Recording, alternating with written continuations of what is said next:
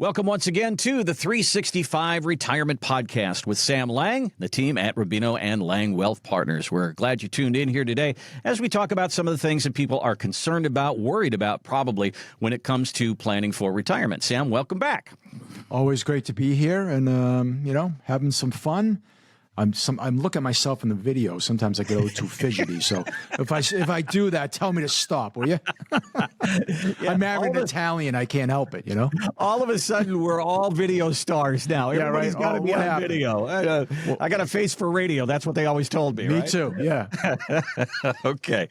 Well, all right. So I got kind of a serious discussion that I want to have with you here. Okay. Because if I were to say to you, Sam, that there was a study out there, or somebody like Warren Buffett came out and they said, look, within the next year or so, about 70% of you are going to lose a huge amount in the stock market. What do you think the reaction would be? I'll bet there'd be calls. I bet people would be knocking down your doors. That would not be a good good forecast. I think there'd be a lot of nervous and panic, petrified people. Right? Yeah, exactly. Okay, 70%. So I'm going to calm you down right now and say Warren Buffett didn't say that, and there is no such study. Goodness. Yes. Okay, thank goodness. All right, but here is the reality of it. There are studies that show about 70% of us will have to have some kind of long-term care in our elder years. It means we'll either have to have care at home, we'll have to go to some kind of an assisted living facility, it might be memory care, it might be a nursing home. 70% of us are going to need something like this, some kind of care, and it is expensive. So, Huge. Sam, how does this conversation unfold? Because nobody wants to talk about this. Yeah. If I told It's the elephant everybody in the room that nobody wants to talk about. 70% of people lose money in the market. Everybody's rushing in. 70% of you will lose money because of long-term care. Nobody comes in. So Listen, what do we do? Losing money to a nursing home or losing money to the market because it went down is the same thing. Same thing, It's yeah. the same thing.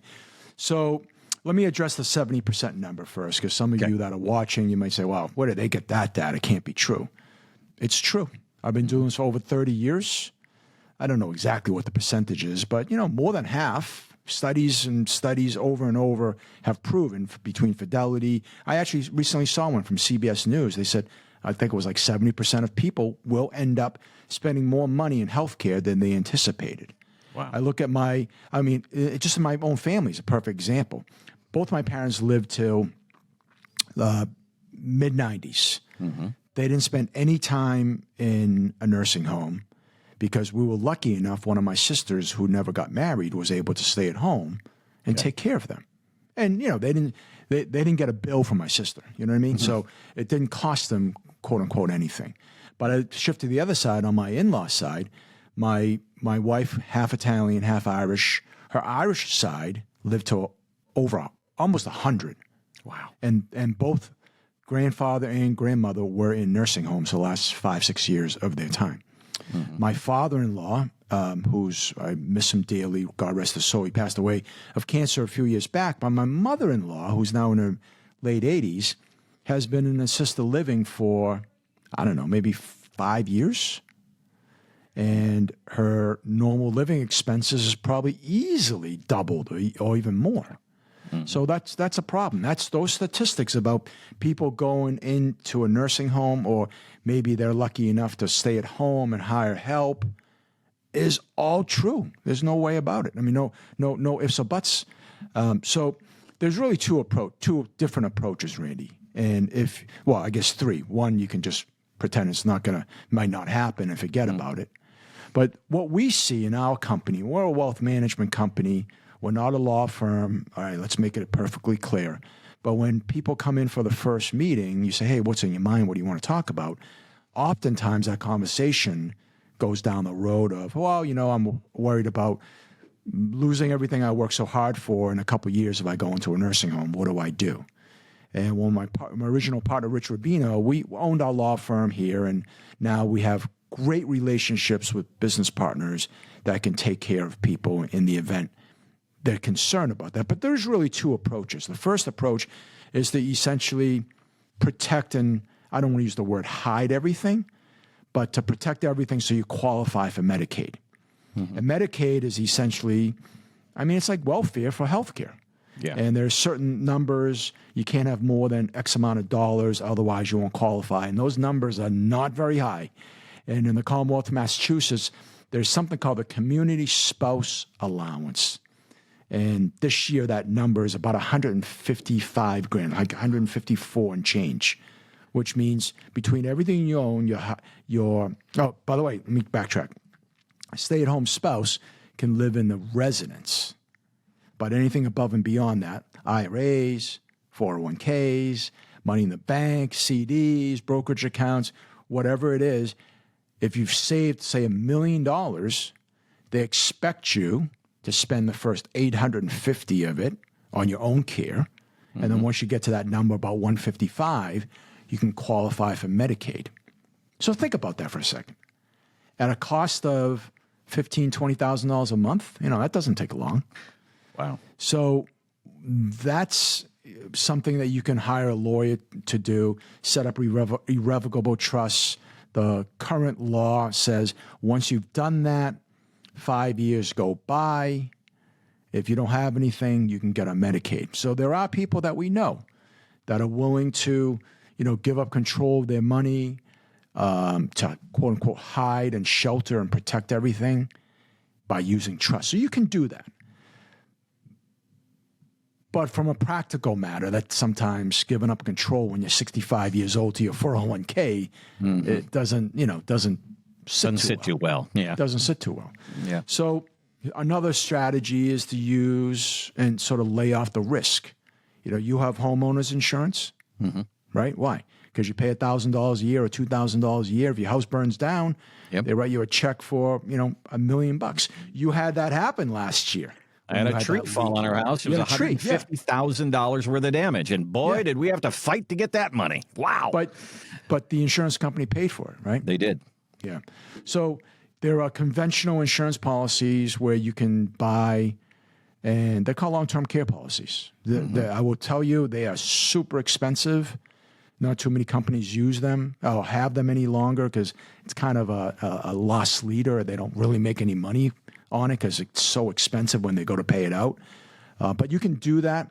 In our firm, we actually like other types of risk management, and there are insurance companies that will say, look, you can take, you got a $100,000 CD in the bank.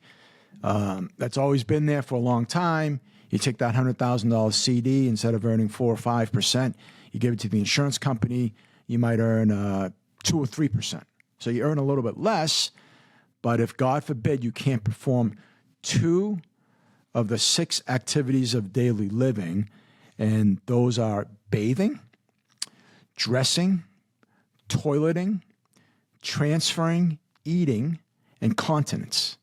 And if you can't do 2 of the, get my fingers right, 2 of the 6, and you get a letter from your doctor that says you can't do 2 of the 6 activities of daily living, oftentimes that $100,000 CD, or in this case, the $100,000 insurance policy, might double or triple. So you might have $250,000 worth of benefits that you only put in $100,000 for to use towards, say, an assisted living or home health care or nursing home care. So it's not sheltering your money, but it's just creating more sense on the dollar. Well, I think that we all need options. I mean, because if I walk into your office, I'm pretty clueless as to how I'm going to pay for this. And long-term care insurance, my mom went through that, and that premium goes up every single year. Yeah. I remember when she first started it was about $3,000 a year, then $3,500, then $4,000 a year, and she screamed and hollered every year she had to pay that thing. And I said, Mom, you're in it. It's probably the best money you're going to spend. And she is now in long-term care. So it's paying, and it's going to pay for 5 years. So I mean, listen, nobody wants to pay for something that you're hoping to never use, right? Who wants to go into a nursing home just because you have a policy? But the reality, I think you can come to and have a discussion with your advisor, like, hey, what do I do? What are my options? But before that, you need to have the conversation about this is what could happen. And a lot of times people don't realize it can happen.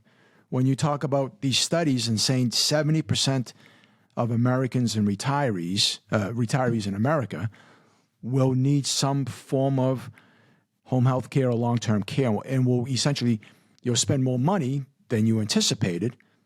That's a pretty staggering percentage. Yeah. So you just need to have that conversation. And if you care about it, there are options that you can take on to either mitigate that or eliminate that problem. Or maybe you don't care. Maybe you say, hey, you know what? It's just me. I don't have any kids and I don't care. Or you might have plenty of money and you can self-insure. But have that conversation and then follow up with, what can I do about it?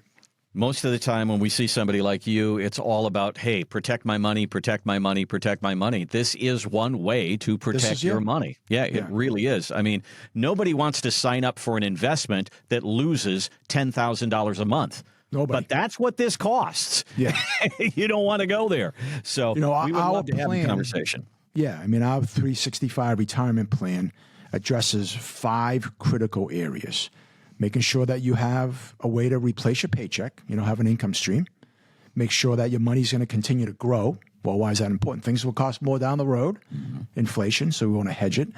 Taxes. Many of our clients that we see, the majority of their monies are in tax-deferred plans. So we have to worry about taxes down the road. And whoever told you that you'll be in a lower tax bracket when you retire might not be true in every person's case. So we have to plan about how do we minimize taxes today and in the future. And then legacy planning, like, how do I make sure whatever I have goes to my children, if that's important to you. And then the last thing is what we're talking about right now, healthcare. How do we protect ourselves in the event we go from spending $5,000 a month to $18,000 a month because we need to be in a nursing home? So those are the 5 things critical. Not to everybody, but, usually 3 or 4 of them are very important. Well, you spend 30, 35 years getting here. Can we spend 15 minutes talking about what could take it all away? Yeah. And that's really an important conversation. It's one you can have with Sam and the team at Rubino & Lang Wealth Partners. Give us a look on our website. It is 365retirement.com. That's the name of our plan. We talk about it because it works 365 days a year. When you don't have to. Give us a look on the website. There's a button there that says talk to an advisor. You click on that. You'll be on your way. We appreciate you so much listening and watching, and we will see you again next time here on the 365 Retirement Podcast.